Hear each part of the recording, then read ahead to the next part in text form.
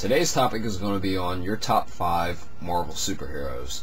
Now this is a cooperation video with Boken88, and he's already done his own video. He picked his top 3 Marvel superheroes, but I'm going to go ahead and pick my top 5 Marvel superheroes.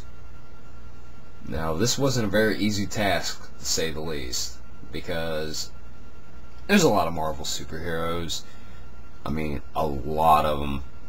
And I wanted to get this video done sooner, but I really had to think on this. And I can just easily go mainstream with it and just say Wolverine, Captain America, Iron Man, Spider-Man. But that would just be too easy, wouldn't it? Yeah. And I'm not saying that those characters are bad, because they're not. But they're in their own category. They're more like poster childs of the Marvel Comics fame. So I figured I'd go ahead and pick 5 that really don't get mentioned a whole lot.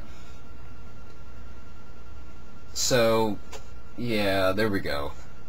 Here's my top 5 Marvel superheroes that really are not mainstream. Alright, enough babbling. Here we go. My top 5. The Spirit of Vengeance himself, Ghost Rider. Preferably the Dan Ketch Ghost Rider from the 1990s, because I really just didn't like Johnny Blaze. I hated that character. The Dan Ketch stories were way better, in my opinion. They were darker, grimmer, more violent, and I really liked the character. So there you go. Ghost Rider. Hawkeye from the Avengers. I always liked this guy, and I remember the first comic book I started reading with him, and it was in the Secret Wars. One of my favorite Avengers of all time. I figured anybody who's good with a bow and arrow just kicks ass. And I kind of like his outfit too. Awesome. Very good. Excellent marksman. And, yeah, Hawkeye from the Avengers. The Southern Belle herself, Rogue from the X-Men. Always going to be one of my favorite X-Men characters. I like the way she was able to rob people of their thoughts, memories, and even their powers for a small period of time. Just an awesome character, and also a very tragic character. I don't know, just something about her. Those Southern girl accents. Gotta love them. But there you go, Rogue. The time-traveling hero himself, Cable. An excellent X-Men character.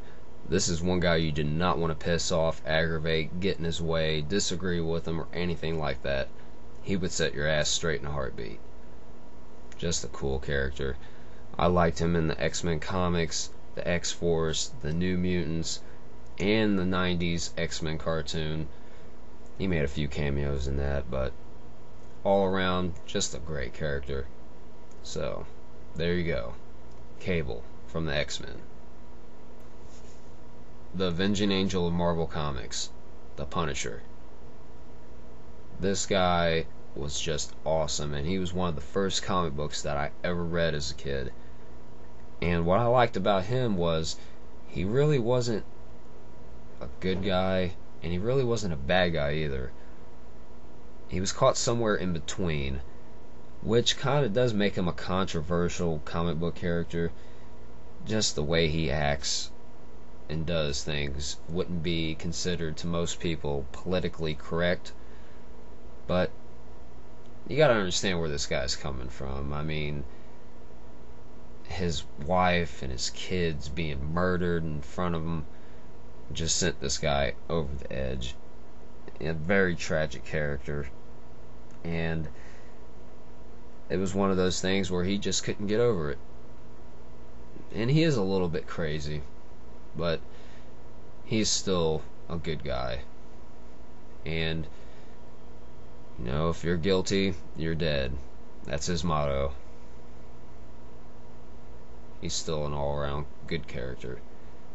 One of the best, in my opinion. Yep. There you go. He's probably one of my favorite Marvel Comics characters of all time. The Punisher.